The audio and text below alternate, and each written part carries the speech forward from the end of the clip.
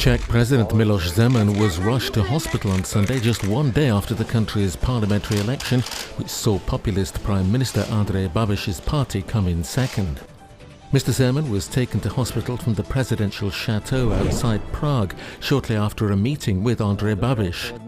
Zeman has a key role in establishing a new government.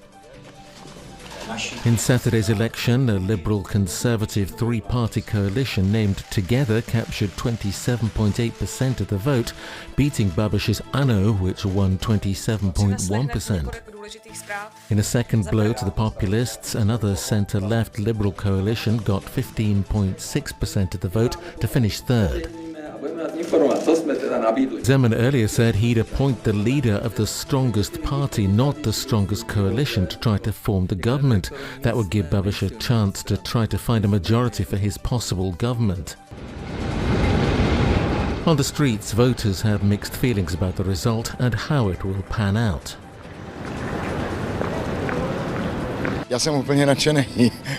I'm absolutely excited, he says. This is a return to the politics we know from the 1990s and to all the good things we started in November 1989.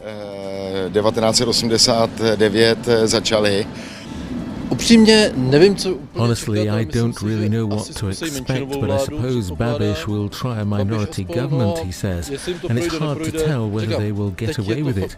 We'll see. It's also hard to tell what the president will do because his role is crucial now.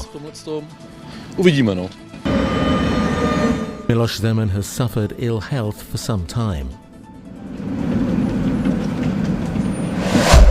Angela Merkel has accompanied Israeli Prime Minister Naftali Bennett to the Yad Vashem Holocaust Memorial on her last visit to Israel as German Chancellor.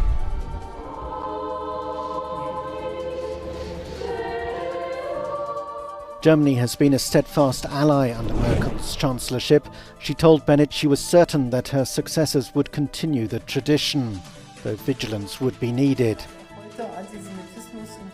We know that anti-Semitism is on the rise in Germany today, Merkel told a press conference.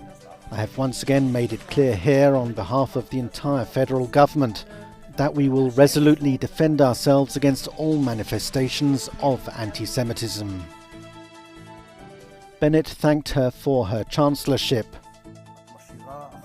You leave behind very good relations between Israel and Germany, he said, and a legacy of recognition of the Holocaust, understanding the difficult past, along with a commitment and contribution to the security of the State of Israel.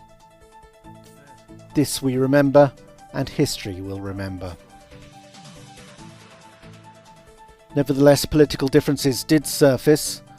Merkel reaffirmed her support for a two-state solution to the Palestinian question and defended the Iranian nuclear deal, which she was instrumental in brokering. Bennett opposes the creation of a Palestinian state and said it was a mistake to attempt to appease Iran. Following a New Zealand government security alert, we now have a statement in from the PCB which reads like this.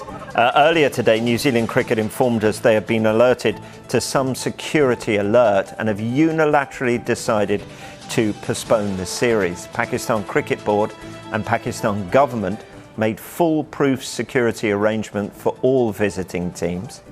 We have assured the New Zealand cricket of the same. The Pakistan Prime Minister spoke personally to the Prime Minister of New Zealand and informed her that we have one of the best intelligence systems in the world and that no security threat of any kind exists for the visiting team. The security officials with the New Zealand team have been satisfied with security arrangements made by the Pakistan government throughout their stay here. PCB is willing to continue to schedule matches. However, cricket lovers in Pakistan and around the world will be disappointed by this last-minute withdrawal.